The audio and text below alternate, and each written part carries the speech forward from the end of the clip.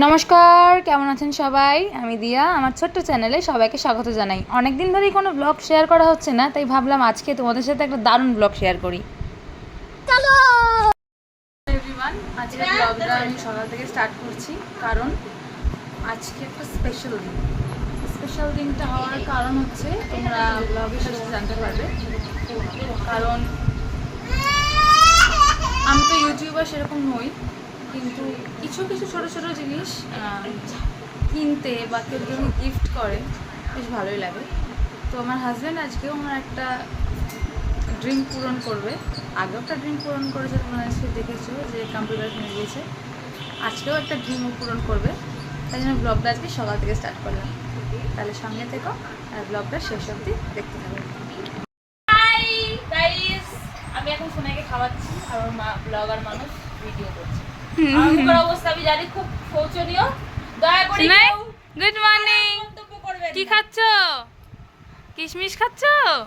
যেহেতু আমার রান্না জামা কাপড় কাছে অনেক রকমের কাজ থাকে, তাই জন্য আজকে আমি আমার ননদকে বললাম যে ও যেন একটু খাবারটা খাইয়ে দেয়, কারণ আজকে আমার রান্না আছে। তাও কী রান্না চলো সেটা দেখাই। চলে এসেছি এখানে রান্নার আইটেম নিয়ে। এখানে আজকে ছিল ডিম কষা, আর আজকে বাইরে দারুণ বৃষ্টি পড়ছে, চলো তোমাদেরকে সেটাও দেখাই।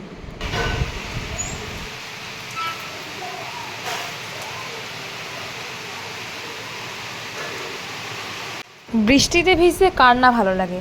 আমার তো খুবই ভালো লাগে। ছোটোবেলায় বাবার সঙ্গে রাস্তায় বেরোতাম বৃষ্টিতে ভিজতে, কিন্তু সেই ছোটোবেলাটা তো আর ফিরে আসবে না। তাই একটু হাত বাড়িয়ে জাস্ট হাতটুকুই ভিজিয়ে নিলাম, কারণ এখন আর আমি ছোট নই, এখন আমার একটা ছোট মেয়ে আছে। আর বলতে বলতে দেখো হঠাৎ করে আরও জোরে ঝমঝম করে বৃষ্টি চলে এসছে, মানে অবাক করা। যত ভাবছি রান্নার দিকে যাব, আরও জোরে জোরে বৃষ্টি আসছে, তাই একটু হাত না ভিজিয়ে থাকতে পারলাম না। টাকা বাবা কার্টুন দেখতেই ব্যস্ত। এই এই পুচকু কার্টুন দেখছো? শুয়ে শুয়ে কার্টুন দেখছে এখন।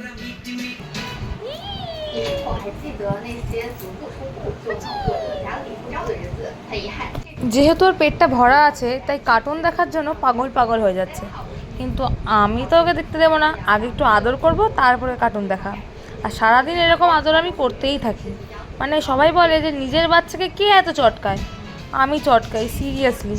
আমি আমার বাচ্চাকে এত চটকাই যে সবাই বলে যে তোর চটকানোর জন্যই হয়তো তোর মেয়েটা তো রোগা। আমি ভাবি যে না, আমার মেয়ে রোগাই থাকুক, কারণ আমিও তো রোগা, মোটা তো নই। আমার মেয়েও যদি বিশাল মোটা হয়ে যায়, আমি হয়তো চাগাতেই পারবো না। তাই জন্য আমি আর মেয়ে যা আছি ঠিকই আছে। আর ও বিরক্তও হচ্ছিল, ওকে চটকাচ্ছিলাম বলে। যাই হোক, ও কার্টুন দেখার জন্য পাগল পাগল হয়ে যাচ্ছিলো, টিভিতে কার্টুন চলছিল। আর এখানে দেখো এক একটা এমন রিয়াকশান দেয় যেন মনে হয় কী না কী হয়ে গেছে ওর সাথে।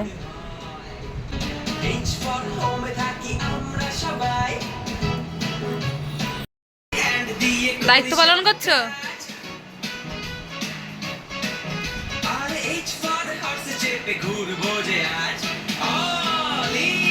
যা বাড়িতে তুলে বেরিয়ে গেছে। ঘুম পেয়েছে? কি হয়েছে? তারপরে আমার আর কাজ কি, রান্নাবাড়ি সেরে সোনাইকে চান টান করিয়ে খাইয়ে দাইয়ে নিয়ে বসেছি আবার ঘুম পাড়াতে। আর ঘুম পাড়াতে বসেই ওর কত রকমের যে অজুহাত, মা আজকে এখানে ব্যথা, মা ওখানে সেখানে ব্যথা। আর সত্যি ওর পায়ে একটু ফোসকা পড়ে গেছিলো আমারই জন্যে, যে নতুন জুতোটা আমি না কিছু ইউজ করে ওকে পরিয়ে দিয়েছিলাম। আর তারপরে আমি চলে গেছিলাম স্নান করতে, ওকে ঘুম পাড়িয়ে দিয়ে। আর স্নান টান করে এসে মনটা তো সেদিনকে খুবই খুশি যে একটা জিনিস আসবে বলে কথা ঘরে। দেখবেন ভালো সময় খুব তাড়াতাড়ি কেটে যায়, আর এমন এমন কিছু সময় আসে যেন মনে হয় কাটতেই চায় না। যত মনে করি যে তাড়াতাড়ি যেন জিনিসটা পার হয়ে যায় বা সময়টা পার হয়ে যায়, কিন্তু হতে চায় না। কিন্তু ভালো সময় চোখের নিমিষে পেরিয়ে যায়। আর তারপরে সন্ধ্যেবেলার দিকে রেডি হয়ে নিয়েছি যাওয়ার জন্যে, কারণ আমার হাজব্যান্ড সেদিনকে গেছিলো বহরমপুর। ও বলেছিল বহরমপুর থেকে আসার পথে তুই দাঁড়িয়ে থাকবি মেন রোডের ওপরে, আমি তোকে ঠিক সেখান থেকে নিয়ে নেবো। আর সেখান থেকে যাব হচ্ছে জিনিসটা কিনতে। আর ওই যে দেখো চলে এসছে আমার হাজব্যান্ডজি। আর ওকে দেখার সঙ্গে সঙ্গে আমার মনটা যেন আরও বেশি বেশি আনন্দ খুশি খুশি লাগছিলো। আর দোকানে নিয়ে চলে গেছিলো জিনিসটা কিনতে। আর এই হচ্ছে সেই জিনিস, আমার খুবই পছন্দের সবাই চেনো জিনিসটা, যারা যারা ব্লগার বা যারা যারা ভিডিও করো, রিং লাইট। এটারও একটা আনবক্সিং ভিডিও তোমাদের সঙ্গে শেয়ার করবো, আগে ব্লগটা শেয়ার করে নিই। আর দেখো না, আমার মেয়ে হচ্ছে রিং লাইটটা পেয়েই খুশি, ওকে খুলে দিতে হবে। আর লাস্ট ছিল বিরিয়ানি। আজকের দিনটা এইভাবেই কাটলো। সবাই বলো আজকের ব্লগটা কেমন লাগলো। Bye bye.